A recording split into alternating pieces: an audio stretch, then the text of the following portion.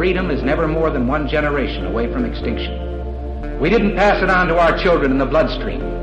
The only way they can inherit the freedom we have known is if we fight for it, protect it, defend it, and then hand it to them with the well-taught lessons of how they in their lifetime must do the same. And if you and I don't do this, then you and I may well spend our sunset years telling our children and our children's children what it once was like in America when men were free.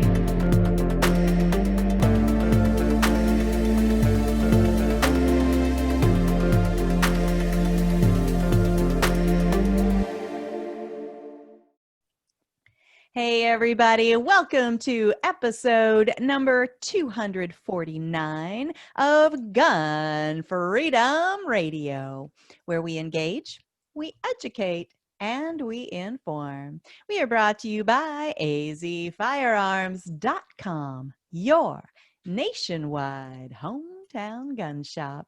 I am one of your hosts, Cheryl Todd. And I'm the other guy, Dan Todd. Our theme today is how private is your private information? Our guest today is Beth Baumann. Beth is an associate editor for Townhall, and her primary interests include the Second Amendment, illegal immigration, and free speech on college campuses. Beth recently wrote an article titled, "Judge Orders Police to Hand Over Private Information About Gun Owners." And I want to know about that. Absolutely. Welcome to the show, Beth. Thank you so much for having me. Always a pleasure. Oh my gosh, you are such a busy writer. Do you write like 10 things a day? It depends on the day of the week. So I'm going to take that as a yes. And I do want to unpack this article that I'm holding up in front of me. It was in Townhall, August 26th. And what ended up happening with this, and how does this even come into being? So the New York Daily News went and filed a Freedom of Information Act request wanting to know about CCW holders and their names and where they lived. And a judge basically ordered the police to hand over that information. The police had originally said, no, this is private information. You don't need to know who individual people are. If you want to know demographic stuff, we have no problem providing that to you. But specific people, what kind of firearms they have, as far as we know, that's none of your business. And the judge overruled that. And so the newspaper was provided that information, which in my mind is really, really quite scary. And because where does it end? It's really a big slippery slope. You know, we are told that information we provide to the government on these forms is private, it's secretive. You guys know that as an FFL. It's supposed to be between you, your FFL, and the government and nobody else. And so what's even scarier about this is anybody can file a FOIA request. A private citizen, me as a journalist, anybody can have this information. And how do we know that they are going to use this information for good? There really is no good reason to need to know people's names, their addresses, and what specific firearms they have. None. Wow. And so the New York Times could actually publish these addresses. New York Daily News. But yeah. They could publish that information if they wanted to. Well, it's interesting because you could look at that and say, okay, a criminal could do that and say, okay, I know what houses not to go to if they're on the list. Or they could say there's firearms at those houses and now I could get access to those. Very dangerous. No, it so is dangerous, and it is such a breach of trust because, you know, and I think it's one of the strongest arguments for private party sales, right? Because when Joe and Sam sell each other something, whether it's a gun or whatever it is, then there's no record of that. There's no FOIA request that can come back. But when people go to a an FFL, like AZ Firearms, and they entrust their information to us. And the reason that we've agreed to basically trample on people's Second Amendment rights is the privilege of doing business, right? For a privilege license, we have to agree to follow these certain rules and put people through the background check. And then to have something like this, it just spits in our face. And did they try to justify it? Did the New York Daily News try to justify it at all? I don't believe so. If I remember correctly, it was just about them getting statistical information on gun owners and what people are owning in areas, and trying to make the argument of this area is heavily populated with gun owners in the suburbs where the city is less likely to have them. They wanted it for statistical purposes. And again, why do you need people's addresses? I mean, or names even. Or names, absolutely. Yeah. And the police department had even came and said, okay, we'll even we'll even give an inch and say, okay, in this area code, here's how many ARs there are, here's how many handguns there are. And the Daily News wasn't happy with that. And so it is very, very scary. And, thinking about what you just said, Cheryl, a really great example is I won a gun a few months ago. Gorgeous gun. I tend to play every gun raffle possible, especially when it supports local things. So this one was for an anglers association. And so I figure, do my due diligence. So I won this gun, gorgeous gun, way too big for me. Here in Idaho, we have private party transfers. And so I sold that gun to a friend who I know is not a criminal. He's actually an NRA certified instructor. He is former law enforcement. I know he's good. So I sold him that gun. If my information was published, I could be targeted for having this firearm, even though on paper to the government, I still own it, but it's no longer in my possession. So that's another aspect of things that people aren't thinking about. And like you said, it really does make the case of private party transfers being a really big deal. And it kind of plays into also hunting and self-defense purposes as well. How many times do people, especially women in domestic violence situations, have an issue, and a law-abiding gun owner that's a friend of theirs say, here, let you use this gun for self-defense while we get you set up with everything you need, your own gun, your own training. How are these people going to be impacted? So I actually think that, criminals will look at this and say, these are houses to target, because if people have firearms, that's money. I mean, it's not cheap to be a gun owner by any means. That's a place they can target when people aren't home. They can case them out for ammo, for firearms if they're unlocked. Case to house for more valuable things as well. So it really puts a target on people's back, whether they realize it or not. They could have done that without giving addresses and names. There's no doubt about it. They could have said, in this region, there are this many gun owners. Mm-hmm. So what's next? Is the New York Daily News going to go to a school district and say, I need to know the names and the address of every kid that's in your classroom? And publish that too? I mean, yeah. I mean, what's the difference? Where does it end?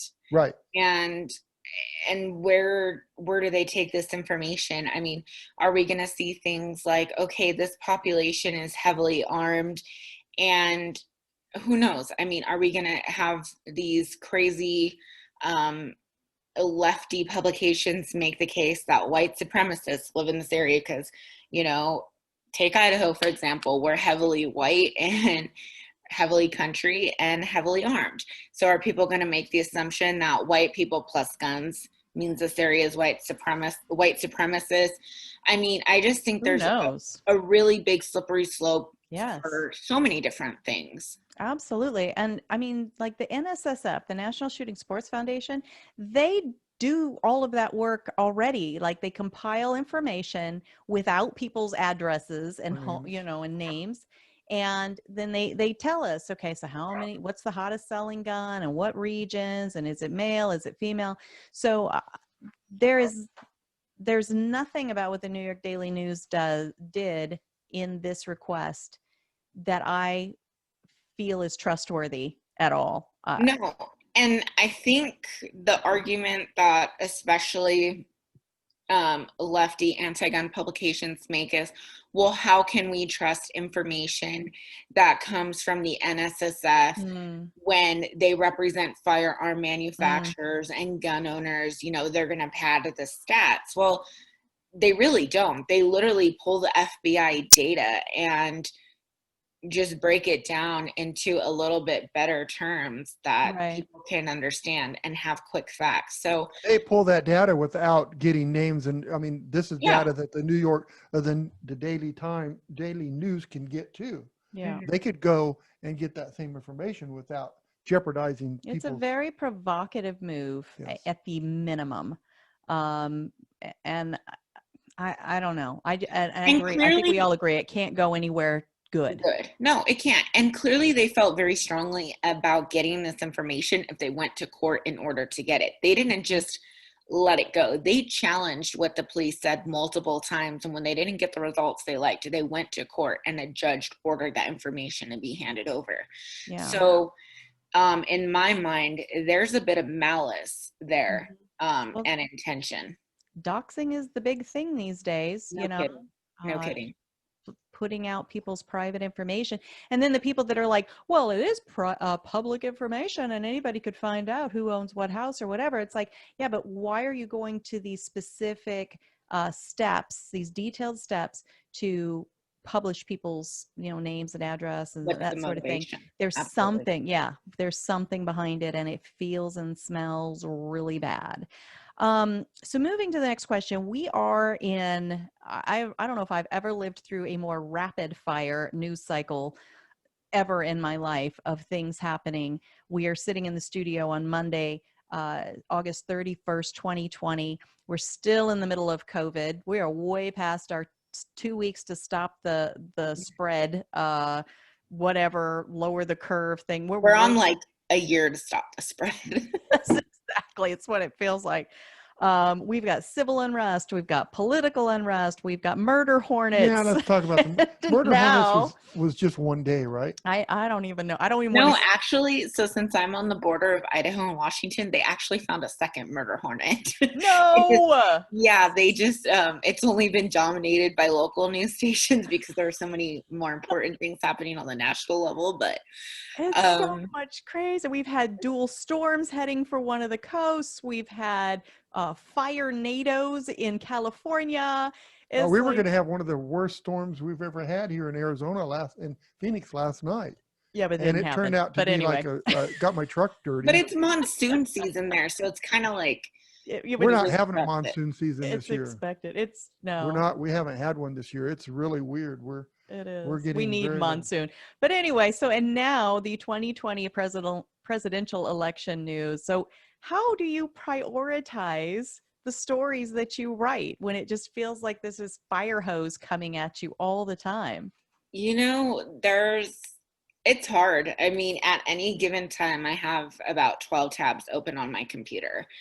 And it really is a triage situation, and especially hour to hour. I mean, I can, save a story from last night and say, okay, I'm going to write this today. And then something major happens, like Biden comes out of his basement, and that's more important, So it's a Biden sighting. I know. And he actually said a word? He actually, he didn't say a word. He put out a statement condemning violence and asked Trump to do the same, which I find ironic because how many months has Trump said law and order, like, let's call in the National Guard, just to ask. And I feel bad for Trump. I mean, regardless of how you feel about him, he's kind of in a damned if you do, damned if you don't situation. He sends in the National Guard, people are mad. He doesn't send him in, he's accused of not caring. He says, okay, we won't send him in until you ask for permission, and people are still mad. I mean, what else can the guy do? I mean, Exactly. It's Well, crazy. Beth, Biden's been in the basement. He probably doesn't have any kind of news or anything, so he didn't know that Trump has been doing that.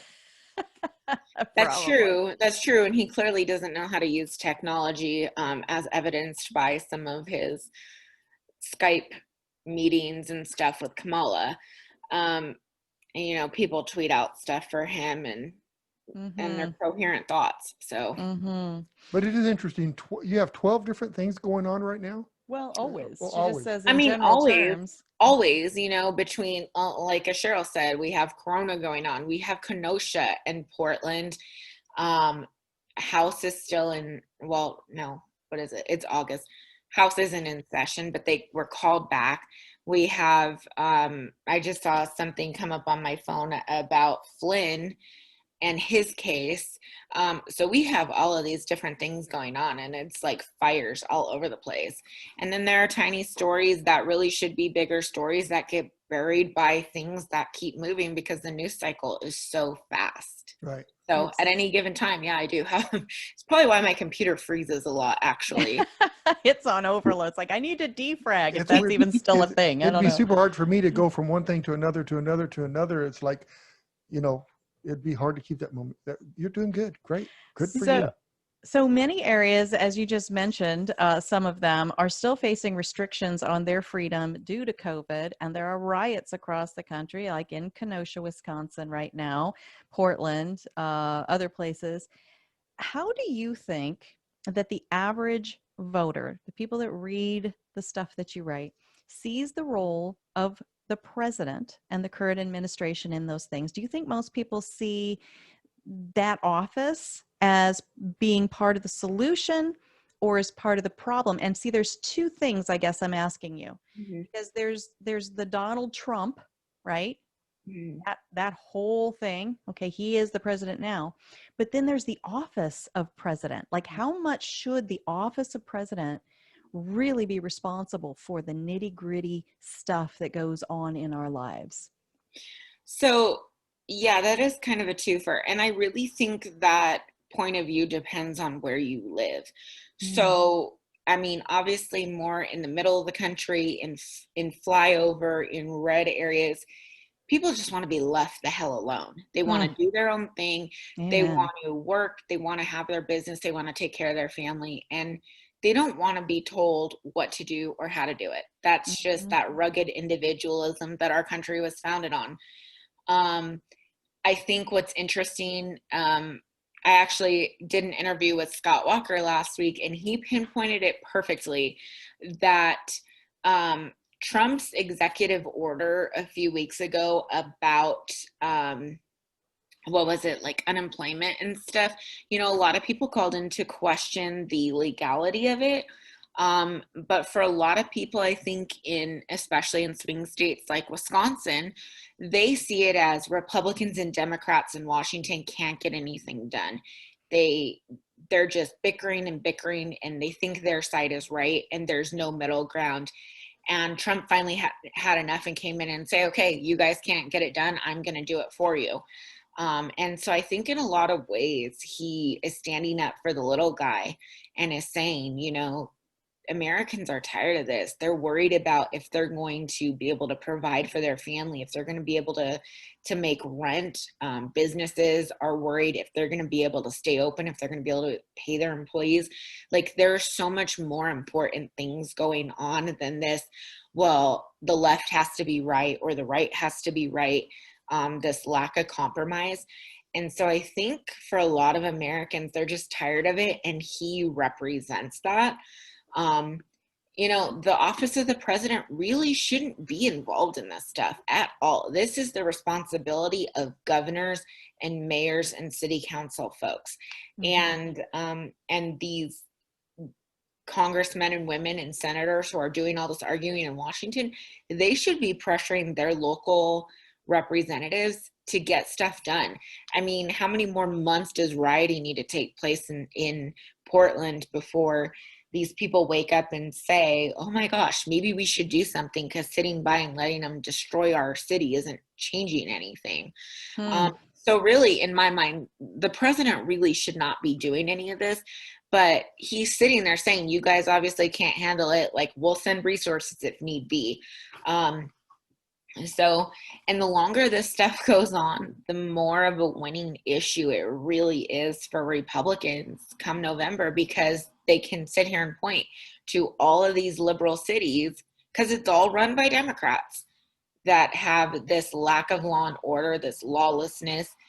And it's really, really sad to see, because, I mean, how many of these people who are doing this don't even live in that area? They were bussed in or brought in from other places to help cause this destruction.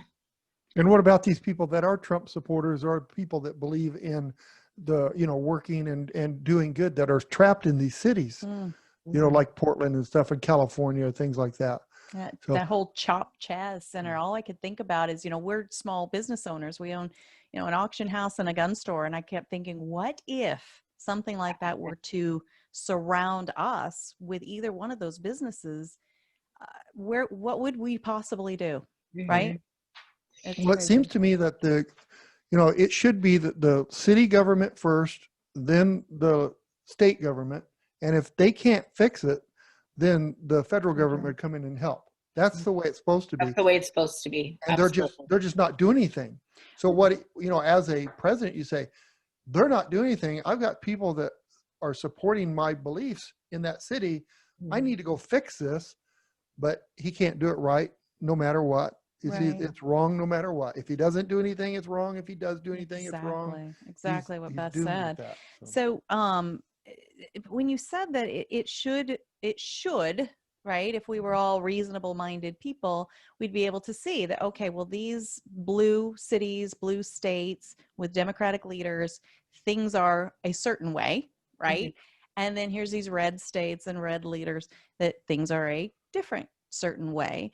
And that we've been listening and watching and hearing how Trump has been handling this and trying to help out in these areas where there's so much unrest in the blue states. But I'm already seeing, there's a 15-second ad I saw out there with an empty football stadium. It's a Biden ad. And they're trying to blame Trump for an empty football stadium when Trump's the one that's been trying to get things back open again. And then I saw a thing where Schiff, apparently, what's his name? Adam Schiff. He's trying to say that Russia is financing Black Lives Matter in order to help Trump get elected. I have to say, okay, Adam Schiff has said a lot of crazy things over the last few years.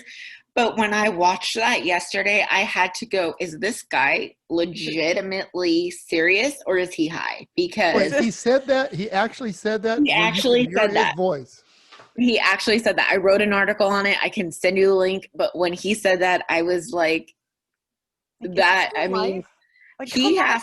Like, you have to give him credit for being that creative and that out of the box with it. But yeah, in his mind, Russians are infiltrating Black Lives Matter to cause unrest to help Trump win the election because it's a winning issue for Republicans. And really, It's I mean, crazy. Trump has kind of played this masterfully. He said, I'm sitting back. You want help, ask me for it. Yes. But until then, I'm sitting here because you guys are going to piss on me either way. Yes. I might as well sit back here and just watch my poll numbers go up. I mean, Yes. Yeah, Yeah. for sure. Well, I So- do have news for you. You know that football stadium that was empty? Yeah. That was where Biden was speaking, and he thought, well, I'll take advantage of it. No one came, so we'll just blame it on As- something else. But bump. Are you That here is- all week? We'll tip our wait staff. I have to see that shift thing. That's just incredible. We'll look So up Beth's, Black Lives Matter is doing it to help Trump. I mean, theoretically, okay, if that was the case, wouldn't that mean that you would see, like, well, there are a bunch of white people, but wouldn't you see, non-English speaking Russians in these fights and stuff? Or are they, knows? or is Yeah. he, or is he trying to say that Antifa are Russians? I mean, So we have logic and we have the year 2020, and neither the twain shall meet. So I just think that's kind of where we're at. You got to think about what he thinks about people, that they would even believe a story like that. Usually when you say something that isn't the truth, but you want to get it out there, you try to make it sound like it could be real, right? But This is baloney. Who's going to believe that? This is also the guy who told us for 3 years that Russian collusion happened, and he's still running with that, even after his own guy said no collusion took place. So. Well, I blame the people that are actually sending him money, because these are fundraising platforms that these particular elected officials use. So I blame the people that are listening, believing, and funding him. But next question I want to get to is, we talked earlier about the NSSF, the National Shooting Sports Foundation, and they do, compile huge amounts of data to let us know, like, where are we with gun sales and demographics and areas of the country. So they've just published a report about the surging gun ownership across the United States. And I think my numbers are even outdated, but it was somewhere in the area of like 5 million plus brand new gun owners across. Every year's a new record, or every month's a new record. And it seems that the rioting is a big part of encouraging more people to understand that they need to be their own immediate responder and become pro-gun, at least pro-gun enough to go and purchase one. How do you think that's going to impact the 2020 election, when the Biden Harris ticket, the Democrats are the party of the hell yes, we are going to reach into your home and remove something that you lawfully own just because it's a gun? I don't care. This is their platform. It's got to be part of how people react, don't you think? I think so. I think that, coupled with some of the speakers we saw at the RNC convention, in particular Vernon Jones from, I believe he was from Georgia, a lifelong Democrat, who said basically the Democrats have kicked out blue dog Democrats. This, like, we're just like, we care about blue dog Democrats are gone. And I think the rioting kind of plays into that. And I think people who probably weren't very politically active are going to vote this time around. I think people who probably considered themselves Democrats or progressives are going to think twice about it, especially when it comes to law and order. I mean, how many younger people, even in red states, are hunters and whatnot, and they're saying, oh my gosh, the things that I enjoy doing recreationally, or even hunting to provide for my family, is at threat because of Biden and Harris. And really, not even so much them, but the people behind their campaigns who are pushing this progressive agenda are going to do this. And so I think it's going to play a really big role. In 2016, I truly believe that it was gun owners that pushed Trump over the edge. I mean, between Hillary's issues aside, I mean, the fact that she, her and Obama were great for gun sales, as I'm sure you know. But I think we're going to see that again. But I really think the winning demographic is going to be young millennial women. Women my age, who are in their late 20s, early 30s. They're, first-time parents or just getting married. They are fearful of going out by themselves because they don't know what they're going to encounter. They don't know if their small, sleepy town that nobody ever heard of is suddenly going to become national news the way Kenosha did. So I really, really am curious to see how things shake out, but I really think it's going to be millennial women, and maybe not even people who would be considered strong voters who are going to decide this election. It's going to be, I think, women my age, a lot of those first-time gun owners. Yeah, didn't the Democrats kind of say, like, okay, so we're going to take your guns away, but we can protect you so you don't need them. And now people can see, oh, they can't protect me. Yeah, and the only force out there would be the police, and let's get rid of those. Yeah. Right. And again, this is where it's a brilliant Trump strategy, because he's just sitting back and saying, let it unfold. I don't need to do anything because you guys are doing everything for me. And that's why Democrats are worried, because Yes. they can't get this situation under control, and it'll bite them in the butt if they have to go to Trump and ask for help and suddenly everything dissolves. Just like how Cuomo had to ask for ventilators and for help for New York. Trump did it. He praised him. And now what's happening? There are ads playing back that information, and he lost credibility. So this is definitely a 2020 strategy move on their part. I think if this was 2021 and we weren't in an election year, we would see Democrats jump and ask for help a lot sooner, but they don't want to give Trump that victory. Right. And isn't that awful? And their citizens have to suffer in the meantime. Yeah, It's just it is a prideful political move. It's just awful. Well, we need to start wrapping up, but I want to ask you, what do you think your most important or impactful story that ever, not just counting 2020, that you've ever written? Actually, it's one that's framed in my office. So before I wrote for Townhall or even Bearing Arms or The Blaze, my background is in PR and public affairs. And my aunt's friend got in contact with me because she knew I did some writing on the side, and told me about Fort McClellan, Alabama. It was actually was it Army? I believe it was Army, an Army base that every single person who went through the Army had to go through for basic training over a 65-year period, and come to find out there was toxic exposure there. Oh. And so, I mean, even 3-4 generations down the line, we're still seeing impacts of people who are having infertility, fibromyalgia, all kinds of cancers because it lived in the water, in the soil. They did military police training there. They did testing. The EPA actually closed the base down because of how toxic it was.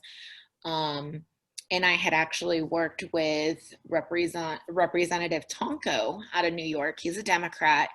And every single Congress, he would introduce legislation that would create a registry that would alert every single person or civilian who had been on that base about the exposure.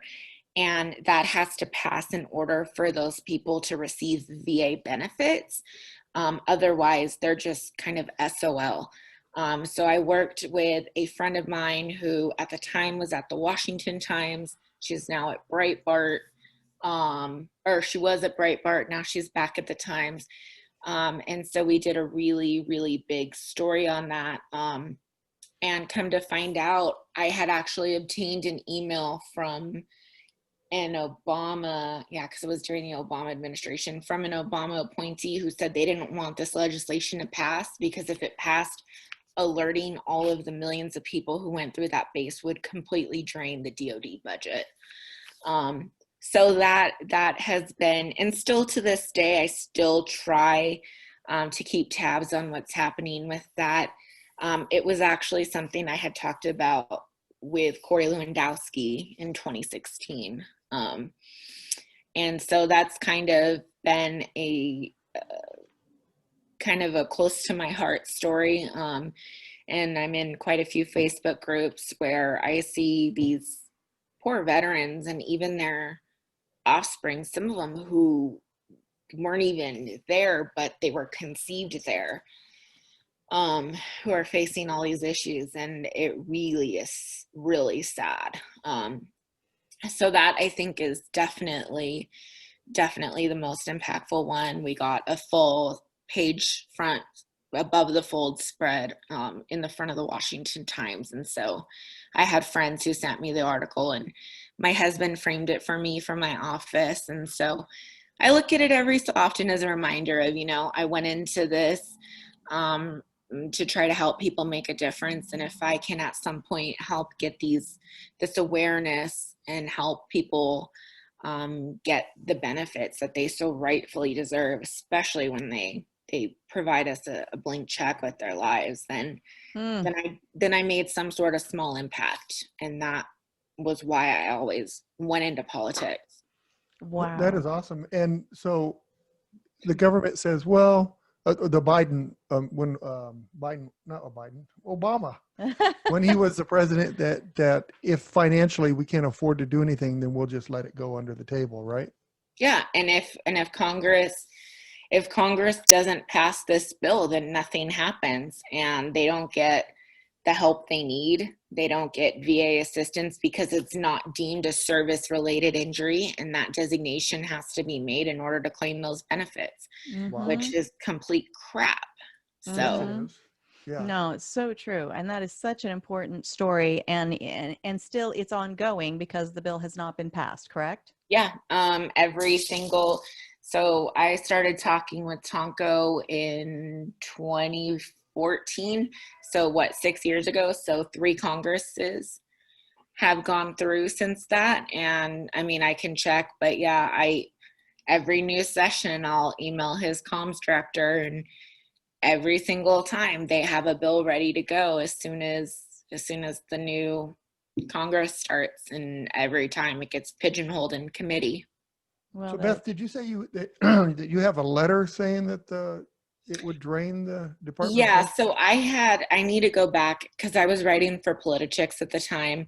I don't know if when they changed servers, if the image transferred, but yeah, it was in an email that was obtained through FOIA of an Obama appointee, I believe it was at DOD, who said, if this bill passes, like basically there would be no military budget because the military budget would be completely eaten up by tracking down and alerting people. Somehow they find the money for the things that they think are important. So probably they could figure this out. And if this story came to light, how many Americans would say, you know what, I'll pay an extra $100 on my taxes every year if it means telling all of these people that they're sick. Well, and it's funny that the government can come and sue an individual that doesn't have the money to pay it. Yeah. But they can sue them. Right. Well, and the other way they get about this too is there was a Monsanto plant right near the base, and so they got Monsanto to take responsibility for it or whatever. So that basically absolves the government of any wrongdoing. But in the meantime, they don't have the money to fund to help the people that need the help. It's baloney. They took that money from Monsanto and put it in their pocket so they could fund rioting in Portland. We don't know what they're funding with it, but no, this is important work. And thank you so much for bringing that to light. And we should check back in on that every once in a while and see. I mean, the survivors of 9/11, look how hard they had to fight and bring their case again and again and again until people would see that it wasn't just individual isolated incidents of illness and cancers and whatnot. And then I think I have this right, but if you're a firefighter and you end up, and more firefighters are dealing with more and more health issues and cancers, because I think their house fires, everything is a carcinogen that's going up in flames. Like everything's made of plastic and whatnot. So the dangers are more. I think I had heard at some point that unless you know which house fire it was that you were helping with, that you got cancer from your SOL. Or they make it impossible. Yeah. And that's, I mean, and that's just like anything else. That's like every kind of insurance. It's like, oh, you have to prove that you got sick while we were under your coverage. And it's like, well, I mean, I've had this for who knows how long. I mean, it's been building up, it's like so many other things. Nobody wants to have to pay for it. So what it comes down to is money. Yeah, it always does. It always does. All right. Well, we need to wrap up and give you your day back because you could have been writing 10 articles while we've been sitting here talking to you. Beth, please tell folks how they can follow all the work that you are doing in rapid fire real time. So townhall.com under the tip sheet section, on Twitter at EB454, on Facebook and Parler at Beth Baumann, BAUMANN. Fantastic. Thank you so much for all Of that course, you do, anytime. Beth. Thank I you, Beth. appreciate it. We'll definitely have you back on again soon. Thank Sounds good. You guys have a good day. You All right, bye-bye. too. Bye-bye. All right. Beth Baumann of Townhall. Well, My goodness. I don't know if I should be more upset about the newspaper getting the information, and that who is this judge that just basically gave our protections away just because he thought it was the right thing to do. Well, and I don't know enough about that, because maybe he was just interpreting the law. Maybe he was doing the right thing, and that the newspaper was the one that was inappropriate for bringing the question to the judge. I don't know enough about that, but It seems to me that in the past we've heard stories where newspapers have got a hold of information that was private information and published that information. So that's a very dangerous slope. Anything that we give to the government requires us to have, the government tells us that we need to do, should be protected information under all circumstances. No doubt about it. If your name and if you want to give the statistics out, that's one thing. But when you give names and addresses or political affiliation or anything like that, it's wrong. well, and I mean, truly, it seems to me that people that are against registries, right? People that are against even having to go through the federal background check, that is very fallible system, the 4473 background system. It seems to me that this would give them so much of a platform to show and say, look, this is exactly why our founding fathers had the words on the Second Amendment, shall not be infringed, period. Any hurdle, any paperwork, any legality, any waiting period is an infringement. Right. And they saw that. They were wise enough to see what could happen and what now has happened. Tried to head that off. And people with probably good intentions, common sensey, feel good gun laws were like, well, why should you care if the government knows that you have a gun if you're not going to do anything bad with it? Right.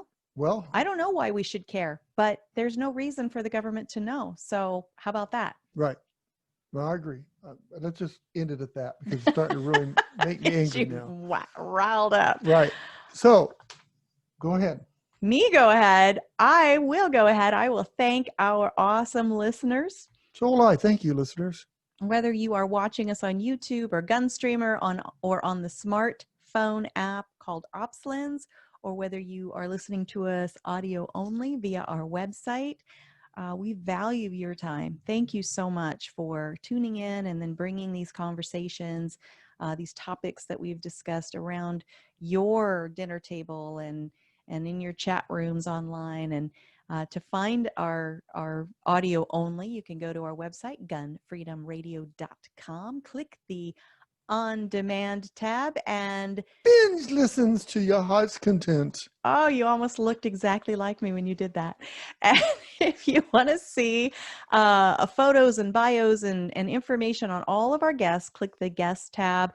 It's a wonderful resource. All of them? We're getting there. All the guests? All the guests, yes. Hundreds of them. Yeah, for sure. Hundreds of them. Anyway, when you spend time there getting to know all of the experts in their area, our subject matter experts, we don't hate that you're spending time doing that. So please do. And until next time, pray for our nation. Yes, pray for our nation. Pray for our... Pray for our... Fill in the blank, Dan. Fill in the blank. Who are we going to pray for? Our leaders. Thank you. You did that well. Most of all our leaders, yes. Pray for them. All of them, Dan. What? I'm going to throw you off. Okay. Oh, wow. Even the ones you don't like? Oh, especially the ones you don't like. Especially the ones you don't like. Oh, my goodness. Maybe I'm making some headway here. Probably Can not. I cross my fingers now? Yeah. That's what I thought. All right. Have a great week. Be good to each other. And God bless. Bye-bye.